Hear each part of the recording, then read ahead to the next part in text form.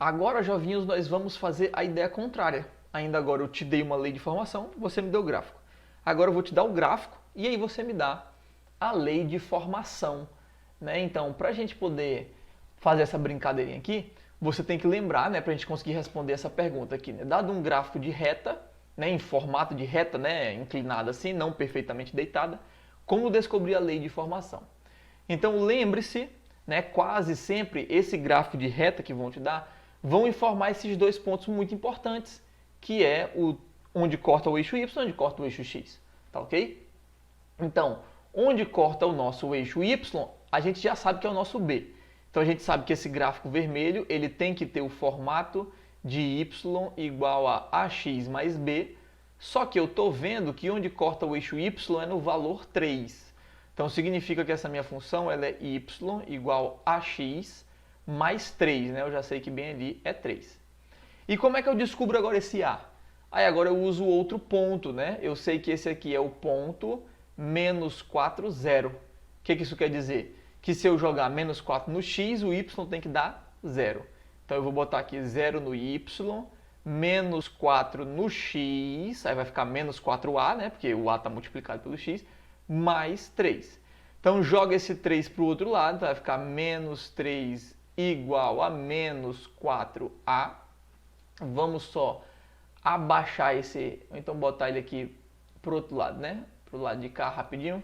Isso aqui era meu sonho, poder fazer isso em um quadro, né? Agora a gente pode fazer. E aí, continuando a conta, né? O menos 4 passa dividindo, então fica menos 3 dividido por menos 4.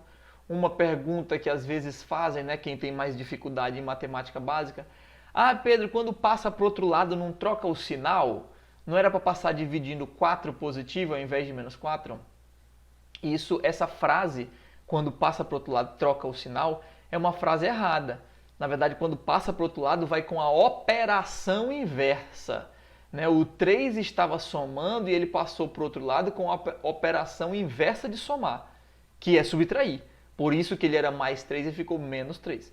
Só que esse menos 4 estava multiplicando e ele passa para o outro lado com a operação inversa de multiplicar, que é dividir.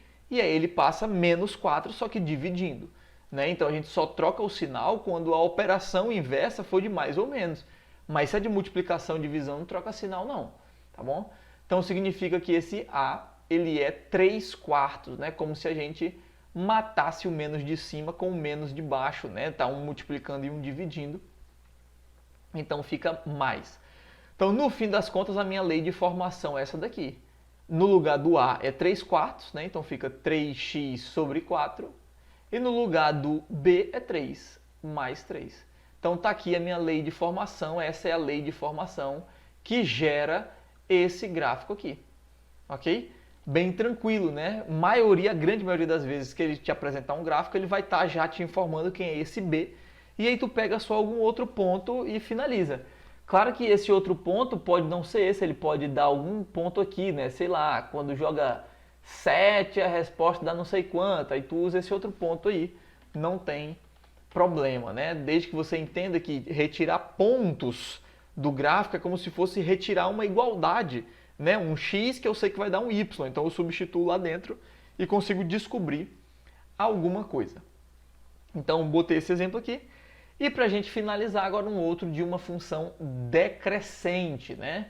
Acho que a gente não fez nenhum decrescente ainda, só aqueles que não tinha termo independente. Né? Então, aqui você já está ligado que é y igual a ax mais b, porque é uma reta. Só que o meu b eu já estou ligado que é menos 8, então fica y igual a ax menos 8, que é onde corta o eixo y, né? Isso porque é uma reta, né? E depois a gente sabe que se eu jogar menos 2, a resposta dá 0. Então eu substituo 0 no y, boto menos 2 no lugar do x. Agora esse menos 8 passa para o outro lado, fica mais 8. E esse menos 2 passa dividindo menos 2 mesmo, né? E fica 8 dividido por menos 2. Isso é o A. Portanto, esse meu A é igual a menos 4. Então essa é a minha lei de formação aí do nosso segundo exemplo, é menos 4x menos 8.